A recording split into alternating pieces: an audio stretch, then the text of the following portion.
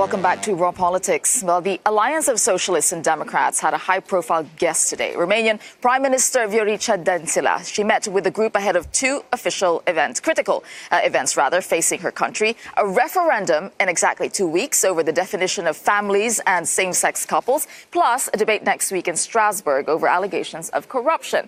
And today, Manfred Weber, an MEP, the leader of the European People's Party, he released a video on Twitter accusing the Romanian government of taking the country backwards. Take a look. The country is going backwards. The fight against anti-corruption and the independence of the judiciary is under pressure. We saw citizens this summer in Bucharest beaten by the police. Frankly, this is not acceptable. The fight against corruption is not a luxury. It is an absolute necessity to protect our citizens and the businesses from state abuse. That's why we urgently ask the Romanian government to change this course. We stand on the side of the European citizens, and we will never bargain over the rule of law. Weber's comments come after months of protests in Romania. Tens of thousands of people took to the streets this summer to protest the attempted weakening of anti-corruption laws by the Social Democrat-led government. Around 400 people were injured after clashes with riot police, whose response was condemned as brutal by opposition leaders. Well, joining me in the studio to assess Bucharest's latest moves is our political editor, Darren McCaffrey, Euractiv Senior Director, Dăncilă, and UK Labour MEP Claude Moraes, also from the Socialists and Democrats group.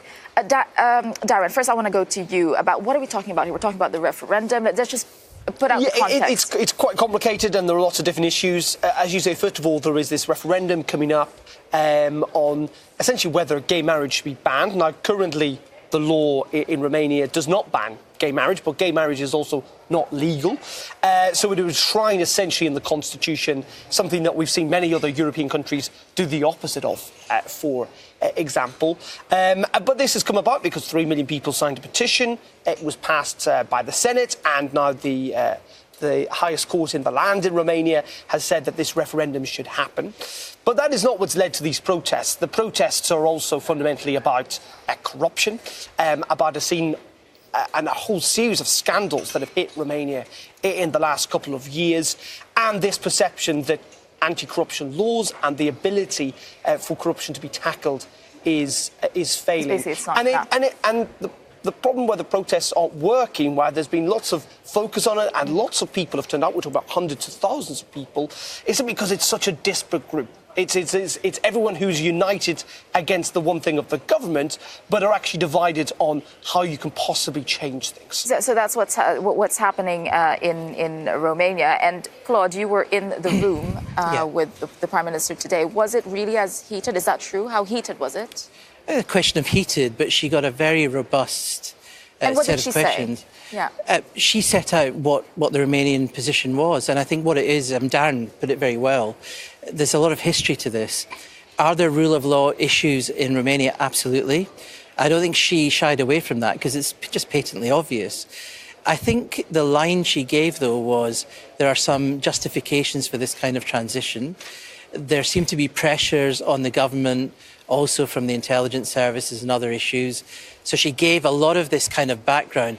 But in our group, the Socialists and Democrats, we are very clear. And I'm chair of the committee that's going to have Timmermans, the commissioner, on Monday, examining all of these issues. We're going to have a debate.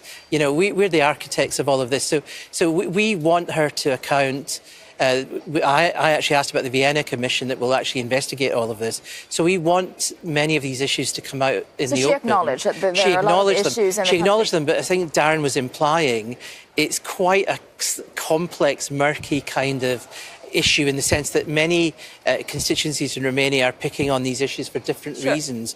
And so I think if you look at Manfred Weber, and I think this is worth saying on a programme like yours, he seems very keen to suddenly get onto Romania when I think Hungary was not such a great issue for him. Right. So all of this kind of equivalence between Romania and Hungary is a little bit suspect. And Darren, you were also talking to some other people who were also in that meeting who have to say are using words sense like that it was a tense meeting, that there was clearly some frustration and anger, actually, I think, among some of the MEPs who were there about what is happening, not least of all, on this gay referendum. There was a sense that this was very contrary to the principles of the S&D. And also, bunching in a whole load of stuff also that Romania is facing. There was criticism of moving the embassy. There was criticism clearly about the failure to tackle corruption. And the sense among these MEPs is that this needs to be tackled, that this needs to go further. There's talk about it being talked about in committees, and also we know that there is this plenary debate next week in the European Parliament. So I think a real sense, talking to people who were in that meeting or around that meeting, that this was a very difficult day for the Romanian Prime Minister. And actually, we tried to catch up with her afterwards. One of our correspondents, Brian Carter, did. And as you can see, she was not terribly willing to talk. Let's have a look, Tessa. Prime Minister, what did you discuss about today with the S&D group? Any reaction, Prime Minister? Prime Minister, are you still going ahead with the referendum? Prime Minister, can we get a quick reaction, please? Prime Minister, a reaction regarding the referendum? Prime Minister, what did the S&D group say about the referendum on gay marriage? Prime Minister, can we get one reaction, please? Dan, I'd like to go to you. You're from Romania. You're following this story very closely. The commentators are saying that the referendum talk, it's a distraction from what's really happening in Romania. Can you bring us up to speed and put the context? Yeah, as my colleague from the plateau said, there are a lot of issues regarding Romania in this moment. Also, we have a Romanian presidency of the EU starting on the 1st of January. Of course, the government is in the left, and the referendum with the gay marriage is really not good, neither for the party, neither for the government. There are too many things coming in the same time. Let's don't forget Romania, since the accession, is in the monitoring mechanism with the European Commission. We have a lot of issues, and we need clarification. We need clarification here in Brussels, in Strasbourg, but also in Bucharest. And this is very important, and happened that next month, it's a paradox. Romania, it's a paradox in this moment. The Prime Minister is invited in the plenary to explain the situation in Romania, and 2-3 weeks later, the President Iohannis is coming to explain future of Europe, the Romanian vision. Do you feel that there is resistance from the Romanian government to whatever Europe has to say or the EU has to say? They will probably just go ahead and do as they please. I suppose there are different issues. It's very good that the Prime Minister was here in Brussels. Let's don't forget she was 10 years in this building as a member of the European Parliament, colleague with Mr. Morales. And that's very important. Now, about gay marriage will happen. It's clear 6-7 of October. It's pity that these things happen. I don't believe it was the correct timing. It's not a good question. It's a shame that happened, this referendum. I was just say, and I think this is, again, a sense of this just east-west divide that we're seeing in the European Union at the moment. Yeah. We add on to Poland, we add on to Hungary. We all know the problems with populism, Czech Republic. There is a real chasm opening up, and it's quite a dangerous moment in some regards, because it all depends how the European Union is going to react to this. We have seen Manfred Weber try to take a tougher line. Or take advantage. Well, I mean, it depends. But I agree with what you say about the referendum. Let me take that head on. You're absolutely right. I mean, this came by a petition, and it's kind of gone into the mix. And yes, people in my group care about it deeply, and I think you're right to say it's like a running sore. And to be fair, the Prime Minister did answer it, said it was a petition. She answered this question also about the Israeli embassy, that the President decides, not her. Now, that's irrelevant to the external audience who see these things, and it all adds to this kind of tension.